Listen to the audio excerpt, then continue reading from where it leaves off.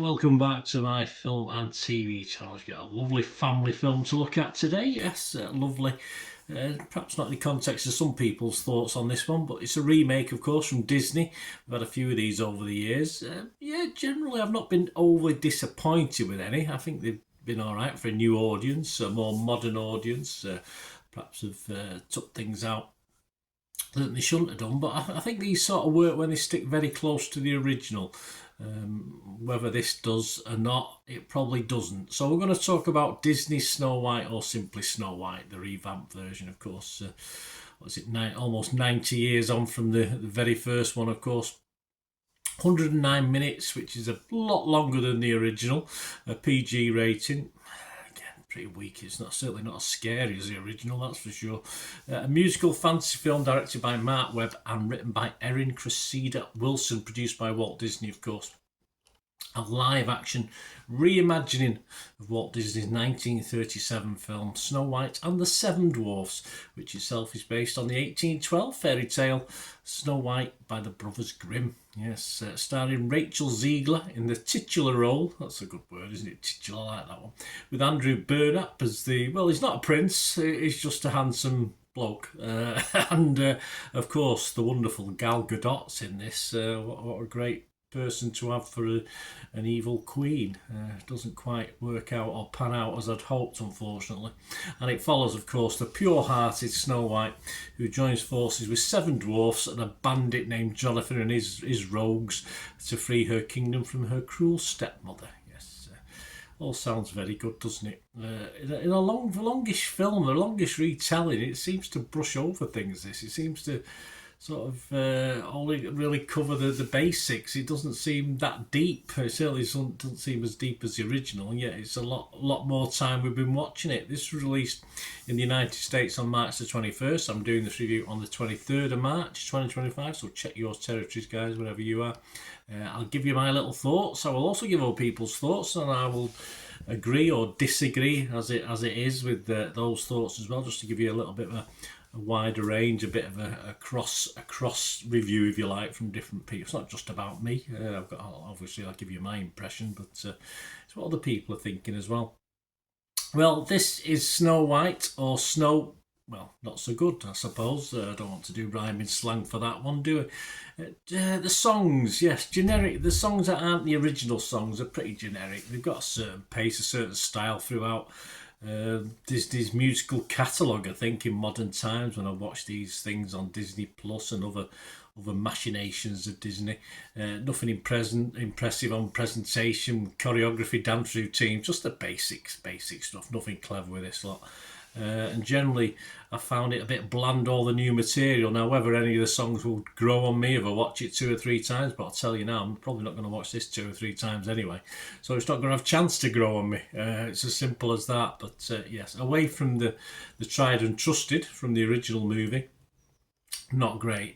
It's of course not the first live action remake of a classic, I'll be honest. I don't think they've done that bad. As I said, when they stick to the original with the story, when they start trying to tweak things like this sadly has done, then I think it loses a little bit, because it's just not clever enough to improve on the original. Gal Gadot is an inspired choice as the evil queen, but it's so sadly underutilised. She can act far better with this, given far better material. Rachel Ziegler herself is also a really good casting for someone. One of the critics called the People's Princess. Well, there's different levels of People's Princess, isn't there? But again, she never really gets the tools to do the job properly. But she suits her role perfectly. And as for our young hero, who's not a prince, Andrew Burnap plays him. He's a little bit wishy-washy for me. I didn't like him at all. Richard Rooper from the Chicago Sun-Times sort of liked this. He gave it 75 out of 100. He said, after all the clutter and noise, it turns out that Snow White is a perfectly serviceable, gorgeously filmed, toe-tapping musical, I'm not sure he's watched the same one, that pays homage to the animated film by making significant changes. Yes, not great changes, mate, but anyway, you liked them, including deviating from the original storyline to make Rachel Ziegler's Snow White more of a people's princess. I said someone did say that. And girl power rebel than someone warbling, "Someday my prince will come." What's wrong with that? People's princess. Perhaps it's the idea behind it. It's not such a bad tweak, but toe tapping, I'm not so sure about that. Only the original tunes ever do that in this thing. I personally just want to be entertained, generally from the likes of, say, the remakes of things like Aladdin to The Lion King. They've never quite matched up to the original, but they've all had something to enjoy in them. And as I said, especially when they sort of stick to the original script and songs, when they try and deviate or tweak things too much, as this film has done, it's not overly successful. What I noticed originally as well, it all felt a little mild, yes, when compared to the darker animated version, as though going out of its way, typical Disney way, not to upset younger watchers, not to get them a little bit scared, and that's what it's all about. They're not allowed to do that anymore. Is that not allowed? It's not even mildly scary, even when the evil queen is angry. It's all very jolly and happy, reflected in the tunes and the manner of Gal Gadot playing the role. It just doesn't fit with the sort of character, and we want that little bit of darkness, don't we? Of course, it's a grim fairy tale, right? We don't want it blood and gore, which we've seen in other versions of this over the years, but we need a little bit more to at least get the kids, putting the face behind a cushion for a minute or two. What's wrong with that? Perhaps I'm out of date with that. Perhaps it's not allowed anymore. I'm not sure, but this doesn't give it you. Patrick Gomez from Entertainment Weekly is another one who liked it. He gave it 83. He said that balance of giving the audience a story they know so well, but with just the right amount of newness and unpredictability, is the true magic of Web Snow White. I mean, as I say, unpredictability, nothing wrong with tweaks, but it doesn't give us, as far as true magic's concerned, I think it sort of dilutes it. It's gone. It just lowers the level to typical modern Disney Plus levels, if you like. Fun but instantly forgettable. Johnny Oleksinski from New York Post gave it 50 out of 100. He says some parts of the film work better than others, but none of it has the sweetness and imagination of the animated feature. Yeah, I mean, let's go on to the dwarves. They're not got a bit of stick, the dwarves, and they're never quite as characters capture the humour and character of the 2D originals, of course. Or at least we do get their music. At least we do get Whistle While You Work and Hi Ho. I mean, there's nothing wrong with that. The updated versions stick very closely to the original, so I'm quite happy with them. And yes, that did have me toe tapping and singing along because they're my favourite things. I think Snow White was one of the very first movies as a kid I would have gone and watched with my mother, and watched a few times because they used to be on repeat at cinemas. Every 6 months they used to come around again, so I watched it numerous times in the cinema, and I watched it numerous times on video with my kids, etc, etc. So I don't mind them modern and altering it a little bit, but for me, the dwarves. No, the dwarves didn't have the presence of the old dwarves. Even the creatures were all right. The little animated bunny rabbits and things were fine. They were okay. Helen O'Hara from Empire magazine gave it 40. She said it's at its best when it's an old-fashioned song and dance princess story. Yes, with Ziegler and Gadot broad but effective, and it's worst in any scene involving the digital dwarves. Yeah, she didn't like the poor dwarves. I don't think the digitisation was that bad. It wasn't that bad, but I say they lacked personality, and they certainly come out of this probably the worst of this retelling. We get some bandits as well, but I'll probably chat about them in a second. Neil Minow from Roger Ebert scored it 63. He said some parts of the film work better than others, yes, but none of it has the sweetness and imagination of the animated feature. This Snow White is not the fairest of them all, it's just, well, fair. Yeah, okay, I have to agree with Neil. The bandits are an interesting bunch, let's get back to them, but like most of the film's characters and the story, I always feel a little bit rushed and no depth to them. We never really get the chance to like or dislike them. They're just there. They're just there as something to add to the story. I think from a Disney Plus perspective, release perspective, there's not much wrong with this. It's by the numbers, adventure, and it will certainly entertain the family, despite it being a much poorer imitation to the original. And even things like the more adult films we've had in the past, like Snow White and the Huntsman, of course, and even Maleficent and its one or two sequels we've had to that is a far better standalone thing than this new Snow White.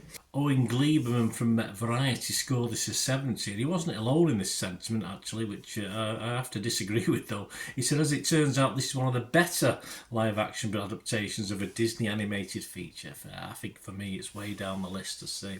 Not the worst, although I am struggling to think of one that was worse. So I have to disagree with Owen, and some others have said that as well.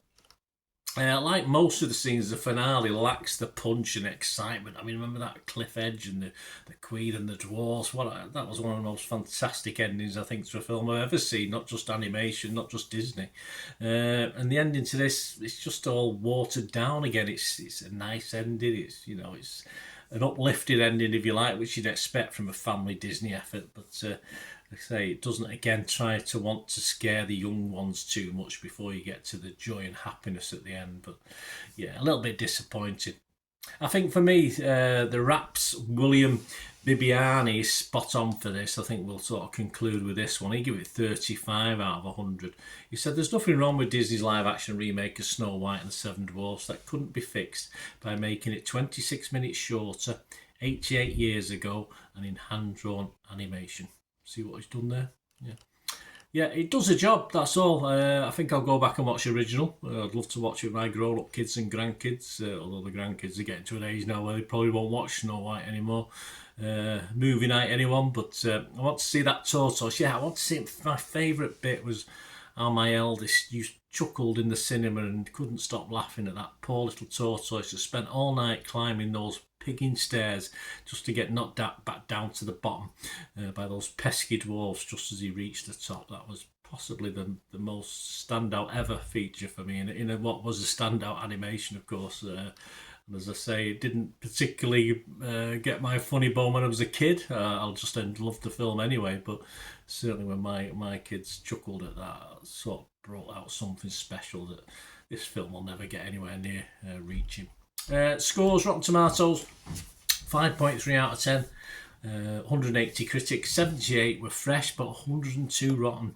The website's consensus: Snow White is hardly a grumpy time at the movies, it isn't, thanks to Rachel Zegler's luminous star turn, but its bashful treatment of the source material, see what they do? Very clever, aren't they? Bashful treatment of the source material along with some dopey stylistic choices won't make everyone happy either. So there you go. You get 3 dwarves. Perhaps you should have tried to get all 7 dwarves into that. That would have been even better, wouldn't it, from the website.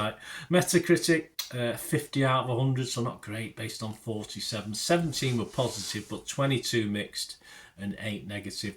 Rotten Tomatoes audience bucked the trend. They're the only ones who sort of liked it. I've always thought the Rotten Tomatoes audience was a bit crueler than anybody else, but they give it 4 out of 5, so they liked it. But then you go to the others, Metacritic users, only 1.3 out of 10, that is. And Internet Movie Database, shocking, 29,000 scores and reviews. A pretty pathetic, and I'm not going to be as bad as this, but a pretty pathetic 2.3 out of 10. I think generally, apparently, American critics and public took to it a little bit more than UK critics and the public, which is interesting.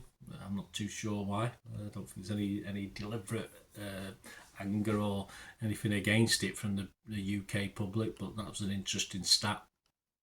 And my scores reflect it as a standalone family film effort, not a comparison to the still far, far superior 30s version, of course. So I will give it a fresh score on Rotten Tomatoes. I'm not going to be rotten on it. I'm going to give it a positive even on Metacritic because there's a lot of positivity within the constraints of what it gives us.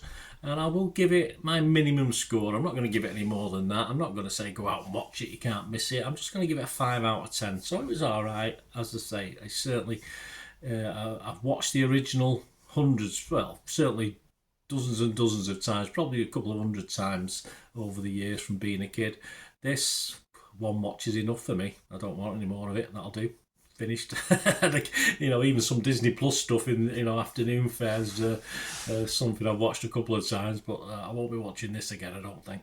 Anyway, thanks for watching, guys. Let us know your views, your comments. It's all about opinions, isn't it? Great to hear them. And contact me through the comments section below, all my socials. And if you like what I try and do, guys, I'll try and give a broad review. As some people don't like the fact I just don't waffle on about what I think, but that's how I do it. That's how I'll try and be a little bit different with my reviews. So if you like how I do it, what I try and do, and yeah, going forward, if you want to help support the channel, I'm always appreciative of that. So please, all you ever have to do is keep watching and listening.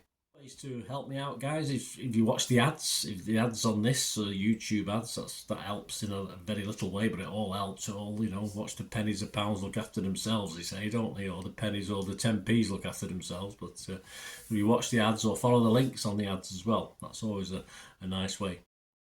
to support the channel if you sort of hang on for it. I've done that. I watched other people's and followed the ads, just something I fancied, which does happen from time to time. Of course, you can support me by pushing that subscribe button as mentioned earlier, and that, of course, pressing the button so you know when these vlogs are coming out. And of course, I'm always interested in your opinions, and of course, if you can give us a like, that'd be wonderful as well. So thanks for watching, guys. Hopefully I'll join you very, very soon with something else. Until we meet again, remember, that's one thing, don't I? Please stay safe, everyone. Bye for now.